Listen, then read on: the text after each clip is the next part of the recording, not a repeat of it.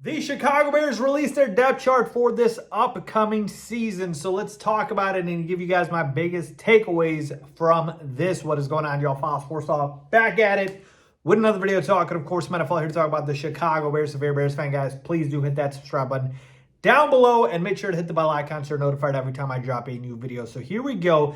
My first question whenever these depth charts drop, and honestly, I hadn't looked it up in the past, but this time I did. I was like, who puts this together, right? This comes from the Bears, but is Ben Johnson and the coaching staff putting it together? Or is this the media sort of compiling it based off of what they've seen at practices? Like, who is putting it together? And lo and behold, on the depth chart itself, it says that it is unofficial and compiled by Bears communications. So like the communication staff, the PR staff. All right, doesn't give me much because I'm like, where are they getting the info from?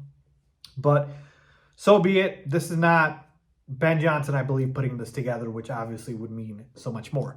But it's always fun to look at. So here we go. This is the unofficial depth chart for the Chicago Bears. And my first biggest takeaway is the left tackle spot. Braxton Jones is listed as the starting left tackle. Now, that part isn't super surprising because I believe it was always going to be between Braxton Jones and Ozzie Trapilo. And again, it still can be somebody else. Like I said, this is unofficial.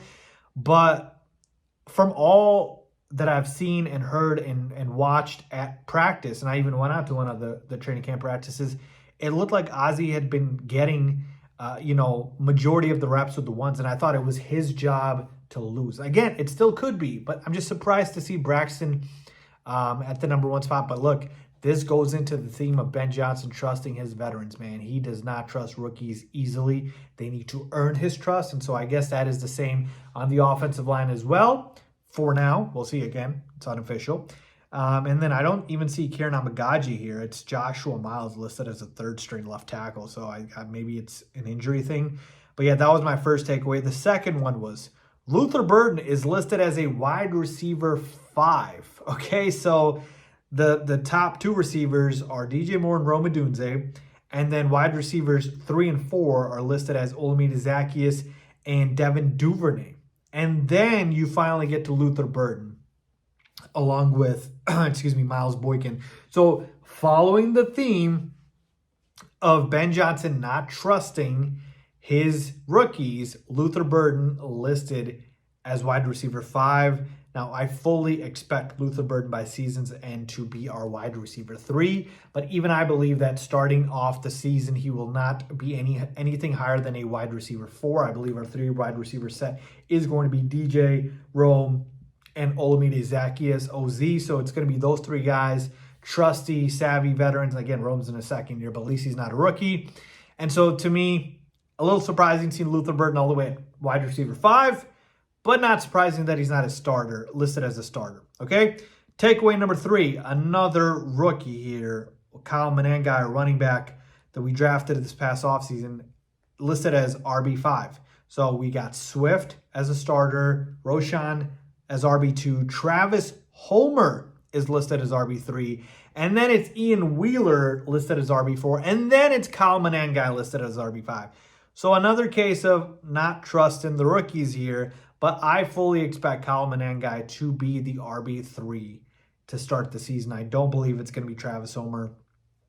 Travis Homer is more of a special teams guy. Has never even been reliable as far as, a running back other than maybe a couple of carries a game, if that. I mean, literally, the only reason Travis Homer should come in the game is to, spell guys for a play or so. Nothing crazy. So, to me, I'm not buying it. I think Kyle Manengai is our RB3, and no, I don't see why he's listed as RB5 other than the fact that maybe he's just a rookie. That's about it. So to me, that's another takeaway. And then I just noticed too that we got co-tight ends here. Cole Kmet and Colston Loveland listed as co-tight ends. So there's no one tight end slot and then it's like Kmet and Loveland.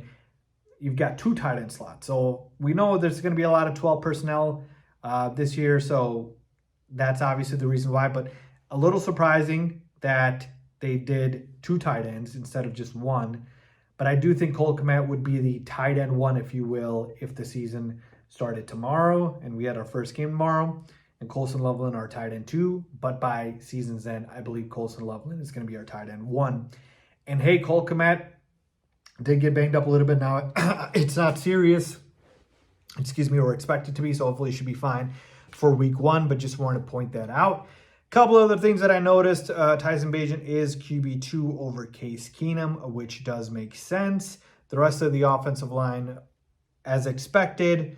And then on the defensive side, you've got no major surprises, honestly. As far as the starters, like everyone that I'm expecting here is listed as a starter. Now, I will say something that I did notice as far as the cornerback spot. You got Nashawn Wright as the second cornerback behind Jalen Johnson. Now, Nashawn Wright has played really well throughout training camp, throughout pretty much the offseason with mini camp and whatnot. So I think he's very deserving. And at this point, I'd be surprised. I'd be pretty much borderline shocked if he does make the roster. He was not a guy on my radar, on a lot of people's radar. So kudos to him for that. Sweat, Grady Jarrett, Javon Dexter, Andrew Billings, Dow Degbo, those are penciled in as the starters. Two linebackers listed here, TJ Edwards, Tremaine Edmonds. So Ruben Hippolyte, there's no third linebacker spot listed, but he is linebacker 5 behind Amen O and Noah Sewell. Okay, so again, a case of rookies really getting buried on the depth chart here. Kyler Gordon, Kevin Byard, and then Tyreek and Jalen Johnson, and then Cairo Santos, Torrey Taylor, and then Devin Duvernay, the returner, and the punt returner and kick returner. Makes total sense. He's the best guy for the job. So overall, big takeaway is the rookies are getting buried on the depth chart. Ben Johnson is not going to trust them to start the season, but they will have to earn his trust as the season progresses. But the rest of it, pretty much what I expected. So let me know what you guys think, your biggest takeaways from the Bears' unofficial depth chart. Leave a comment down below with your thoughts as always. Thanks for watching.